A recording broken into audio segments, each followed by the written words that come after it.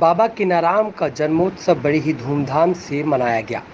बाबा के जन्मोत्सव पर भजन कीर्तन के साथ रुद्राभिषेक भी किया गया। बाबा किनाराम की नायकडीह मठ पर सुबह से ही भक्तों का तांता लगा रहा। भक्तों ने लॉकडाउन का पालन करते हुए प्रसाद लिया। बाबा किनाराम उत्तर भारतीय संत परंपरा के एक प्रसिद्ध संत थे, जिनकी यश सुरभि पूर्ववर्ती काल में संपूर्ण भारत में फैल गई। वाराणसी के पास चंदौली जिले के ग्राम रामगढ़ में एक कुलीन रघुवंशीय क्षत्रिय परिवार में सन 1601 ईस्वी में इनका जन्म हुआ था। बचपन से ही इनमें आध्यात्मिक संस्कार अत्यंत प्रबल थे। तत्कालीन रीति के अनुसार 12 वर्षों के अल्प आयु में इनकी घोर अनिच्छा रहते हुए भी विवाह कर दिया गया, किंतु 2-3 वर्षों बाद द्विरागमन की पूर्व संध्या को इन्होंने हठ पूर्वक मां से मांगकर दूध भात खाया। ध्यातव्य है कि सनातन धर्म में मृतक संस्कार के बाद दूध भात एक कर्मकांड है। बाबा के दूध भात खाने के अगले दिन सवेरे ही वधू के देहांत का समाचार आ गया। सबको आश्चर्य हुआ कि इन्हें पत्नी की मृत्यु का पूर्वाभास कैसे हो गया। बाबा कीनाराम जो आज इस रूप में विराजमान है, इनका जन्म चंदौली जनपद अंतर्गत सकलडीहा तहसील में रामगढ़ गांव में हुआ था। इनके जन्म के विषय में बड़ी अच्छी रोचक कहानी है। इनके पिताजी श्री अकबर सिंह थे, वह माता श्री मनसा देवी थी। ये जमींदार थे, इनके पास कोई बच्चा नहीं था। ये लोग बहुत दुखी थे। एक दिन पंडित जी को बुलाए और बड़ा उन्होंने विनय किया कि महाराज, ये सब रहते हुए भी हमारे कोई संतान नहीं है, तो हम क्या करेंगे। पंडित जी कहे कि ठीक है, आपको संतान होगी। उसी दिन रात को इनकी माता श्रीमती मनसा देवी स्वप्न में देखी कि भगवान शिव इनके गर्भ में धारण किए हैं। सुबह बताई। उसके बाद 9 महीने बाद इस संत का जन्म हुआ। पैदा होने के बाद स्वभावतः बालक रोते हैं। सबसे पहला गुण होता है कि बालक रोएं, लेकिन बाबा कीनाराम एकदम मौन थे। इसके बाद सब लोग बड़ा विक्षिप्त हुए। उसी समय 3 ब्राह्मण, वो ब्रह्मा विष्णु और महेश थे, साधु रूप में इनके यहाँ आए और कहने लगे, चूँकि वहाँ बच्चा रो नहीं रहा था, इस नाते सब लोग दुखी थे, तो कहे कि बाबा एक बार हमको उनको दिखा दीजिए, आपके घर में भगवान शिव का अवतार हुआ है। सब लोग बड़ा आश्चर्य किए कि अरे हमारे घर में भगवान शिव। तो लोग कि उनकी माता मनसा देवी आई और वह साधु अपने गोद में लिए। गोद में लेते ही बाबा रोना शुरू कर दिए और राम राम कहना शुरू किए। रोने के साथ राम राम कहना शुरू कर दिए। सब लोग बड़ा ताजुब हुए। बाबा कीनाराम का ये जन्म ब्रह्मा विष्णु शिव दर्शन किए, इसके बाद वापस चले गए। बाबा कीनाराम छोटे पर से ही संत बच्चों के बीच में रहते थे, लेकिन वह सदैव धर्म से धार्मिक प्रवृत्ति के रहने के नाते सब बच्चों को धर्म का वो सिखाते थे, पढ़ाते थे। इनकी कोई वो नहीं थी। इनके पिता श्री अकबर सिंह जब देखे कि इस बच्चे की प्रवृत्ति धार्मिक हो रही है, तो उन्होंने इनकी 10 साल में ही शादी कर दी। शादी के बाद 2 साल बाद गौना हुआ। इस बीच में बाबा कीनाराम जहाँ मौका पाते थे वहीं बैठ के अपना कीर्तन भजन करना, सबको सुनाना, बच्चों को जुटा के, सब लोग बड़ा ताजुब होते थे। 10 साल बाद शादी हुई। शादी के 2 साल बाद गौना का दिन रखा गया। जिस दिन गौना का दिन था, बाबा श्री ने अपना सर मुड़वा लिया, बाल मुड़वा लिया। मतलब गौना के दिन जाने के समय तो बाल मुड़वा ले, तो बहुत वो आश्चर्य हुआ। सब लोग बड़ा आश्चर्य में पड़े कि अरे भाई ये क्या कर दिए, क्या कर दिए। अच्छा चलिए ठीक है, इसी पर चला जाए। 2-3 घंटे बाद उन्होंने कहा कि आप लोग कहीं मत जाइए, जिसको लेने जा रहे हैं वो खुद आ रही है। इनकी पत्नी का 2 घंटे बाद 100 उस गांव में आया। सब लोग देख के एकदम हो गए, अरे ये क्या हुआ। फिर बाबा कीनाराम उनका दाह संस्कार वगैरह किए, दाग वगैरह दिए, जो कुछ हुआ किए। इस करने के बाद वह 12 साल की उम्र में ही संन्यास ले लिया। इसके बाद गिरनार आश्रम गए। गिरनार आश्रम जाके दर्शन वगैरह किए। वहाँ देवी हिंगलाज देवी उनको प्रसाद दी और वो आशीर्वाद दी कि आप जाके क्षेत्र में घूम घूम बाबा कीनाराम का प्रचार करें। अघोर पंथ के ज्वलंत संत के बारे में एक कथानक प्रसिद्ध है कि एक बार काशी नरेश अपने हाथी पर सवार होकर शिवाला स्थित आश्रम से जा रहे थे। उन्होंने बाबा कीनाराम की तरफ तल्खी नजरों से देखा। तत्काल बाबा कीनाराम ने आदेश दिया, दीवाल चल आगे। इतना कहना था कि दीवाल चल दिया और काशी नरेश की हाथी के आगे आगे चलने लगा। तब काशी नरेश को अपने अभिमान का बोध हो गया और तत्काल बाबा कीनाराम जी के चरणों में गिर गए। बाबा ये विरक्त तो रहते ही थे, घर से भी निकल पड़े और घूमते फिरते गाजीपुर जिले के कारोग्राम के पास कामेश्वर धाम में रामानुजी संप्रदाय के संत शिवाराम की सेवा में पहुँचे। कुछ समय बाद दीक्षा देने के पूर्व महात्मा जी ने परीक्षार्थ इनसे स्नान ध्यान के सामान लेकर गंगा तट पर चलने को कहा। ये शिवाराम जी की पूजनादि की सामग्री लेकर गंगा तट से कुछ दूर पहुंचकर रुक गए और गंगा जी को झुककर प्रणाम करने लगे। तब सिर उठाया, तब देखा कि भागीरथी का जल बढ़कर इनके चरणों तक पहुंच गया। कीना शब्द क्यों रखा गया इनके नाम के आगे, इसको बता दें। जब ये पैदा हुए, चूँकि कोई औलाद नहीं थी, तो बाबा कीनाराम के पिताजी जो थे अकबर सिंह, उन्होंने इनको एक आदमी को बेचा, ब्राह्मण को, और फिर उनसे खरीदने के नाते उनका नाम कीना रखा गया। बाद में वही बाबा कीनाराम के नाम से हुए।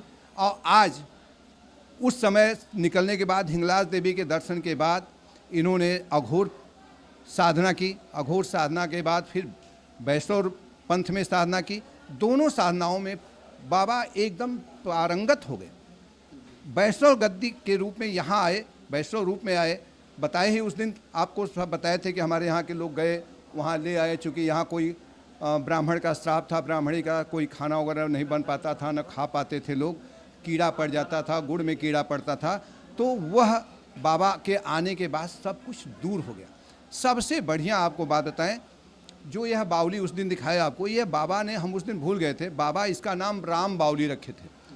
राम बावली की स्थिति थी कि बाबा का आशीर्वाद था कि इस पोखरी में जो नहाएगा, चाहे बच्चा हो चाहे बड़ा हो, उसका सारा, जैसे उस समय बहुत ज़्यादा होता था मलेरिया, बच्चों में खजुली होती थी, और सुखंडी रोग होता था, तमाम प्रकार के रोगों का निस्तारण होता था। आज जो देख रहे हैं समाधि पर मूर्ति, बाबा कीनाराम की मूर्ति जो बनी है, ये आज से 20 साल पहले यही लालगंज, आजमगढ़ के लालगंज का एक मौर्य परिवार बॉम्बे में रहता था। उनको कोई औलाद नहीं थी। उनको कोई बताया कि जाके आप वहाँ मनौती मान लीजिए, आपका काम पूरा हो जाएगा। बाबा के यहाँ आके उस सपरिवार अपना मनौती माना। 1 साल बाद उसको बच्चा हुआ। पुनः वह व्यक्ति 1 साल बाद आया बच्चे को लेके, यही मुंडन संस्कार कराया। और वो जो मूर्ति दोनों तरफ देख रहे हैं, वह व्यक्ति अपने श्रद्धा भाव से 1 रुपया भी यहाँ का नहीं लगा, कंकड़ पत्थर गिट्टी सीमेंट डाल के वह मूर्ति बनाया दोनों तरफ। यह एक साक्षात प्रमाण है इस स्थल का। और दूसरी बात, जो जैसे जानता है, जो जैसे मानता है, वही उसका फल पाता है। शिवाराम जी दूर से ये सब देख रहे थे। उन्होंने किशोर कीनाराम को असामान्य सिद्ध माना और तंत्र और मंत्र दीक्षा दी। जनश्रुतियों के अनुसार कारों के कामेश्वर धाम में साधना के दौरान बाबा कीनाराम प्रतिदिन मध्यरात्रि में कारों से पैदल चलकर करीमुद्दीन के कष्टहरणी भवानी मंदिर पहुंचकर दर्शन करते थे और भोर होने से पहले कारों पहुंच जाते थे। बाबा कीनाराम को माता कष्टहरणी ने अपने हाथों से प्रसाद देकर सिद्धि प्रदान की। पत्नी की मृत्यु के बाद शिवाराम जी ने जब पुनर्विवाह किया, तब कीनाराम जी ने उन्हें छोड़ दिया। घूमते घामते नई डीह गांव पहुंचे। वहां एक वृद्धा बहुत रो कलप रही थी। पूछने पर उसने बताया कि उसके एकमात्र पुत्र को बकाया लगान के बदले जमींदार के सिपाही पकड़ ले गए। कीनाराम जी ने वृद्धा के साथ जमींदार के द्वार पर जाकर देखा कि वो लड़का धूप में बैठा रहा। जमींदार से उसे मुक्त करने का आग्रह व्यर्थ गया। तब कीनाराम ने जमींदार से कहा, जहाँ लड़का बैठा है वहाँ की धरती खुदवा ले और जितना तेरा रुपया हो वहाँ से ले ले। हाथ 2 हाथ गहराई तक खुदवाने पर वहां अवशेष पड़े देखकर सब स्तंभित रह गए। लड़का तो तुरंत बंधन मुक्त कर दिया ही जमींदार ने बहुत बहुत क्षमा मांगी। बुढ़िया ने वो लड़का किनाराम जी को सौंप दिया। बीजाराम उसका नाम था और संभवतः किनाराम जी के शरीर त्याग पश्चात वाराणसी के उनके मठ की गद्दी पर वही अधिष्ठित हुआ है। यहाँ का एक ताज़ा समाचार 2 साल पहले, एक पेड़ की डाल देखिए ऊपर है, बिना आधी पानी का, टूटी, और वो डाल सामने रखी गई है। अगर वह गिरती तो सीधे समाधि पर गिरती और इस समाधि का कितना नुकसान होता। लेकिन आपसे बताएं कि ठीक इस बीच में आके डाल गिरी, कहीं कोई नुकसान नहीं हुआ, न आधी था न पानी था, कुछ नहीं था। 1 बजे दिन में गिरी और ऐसे ही पड़ी रही। आप पीछे देखिए, इतना मोट डाल वो गिरी है, टूटी है। ये देख रहे हैं बाबा, ये स्थल है, हनुमान जी मंदिर है, वो बाबा किनाराम का कुआं है। वो भी ऐसे जना लगा कि जैसे कोई उठा के वहाँ रख दिया, कोई नुकसान नहीं। तो ये स्थान का महत्व है। ये जो देख रहे हैं शीरीष का पेड़, जब यह मंदिर बनने को तय हुआ तो हमको लोग कहे कि इस पेड़ को कटवा दिया जाए। हमने कहा कि नहीं, पेड़ मत कटवाइए, यह पता नहीं कब का लगा है, इसको रहने दीजिए। इससे तो कहे कि नहीं। तो उस समय पड़ाव पर श्री स्वदेशी समूह के संस्थापक पूज्यपाद श्री अवधूत भगवान राम थे। हम हिम्मत जुटा के उनके पास गए, चूँकि जाते जाते थे। तो हमने कहा कि सरकार, पूछे कैसे आए हैं रघुआ, तो हमने कहा सरकार मंदिर बनना है समाधि पर और उसमें शीरीष का पेड़ है, लोग कह रहे हैं कि उसको कटवा दिया जाए। तो उन्होंने पूछा, अच्छा बतावें कब कहा देखले हुआ। तब हम एकदम अवाक हुए। हम कहे बाबा, हम सुनते हैं कि वो कब का है, यह देखे नहीं है कि कब का है। तो कहें आप अपना काम करिए, वो अपना काम करेंगे।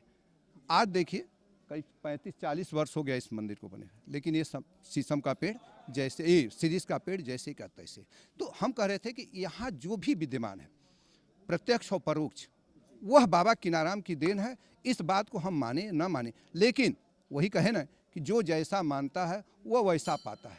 बाबा किनाराम ने एक कविता लिखा था, मान बढ़ाई और कुत्ते का लिंग। देखिए आगे थोड़ा सा वो है, पैठत पैठत पैठ जा निकसत फाटत गंड। वह बाबा किनाराम की लाइन आज भी हमको वो होता है कि मान और बढ़ाई और झूठी बढ़ाई के पीछे जब हम दौड़ते हैं तो वही दुर्दशा होती है जो कुत्ते का होता है।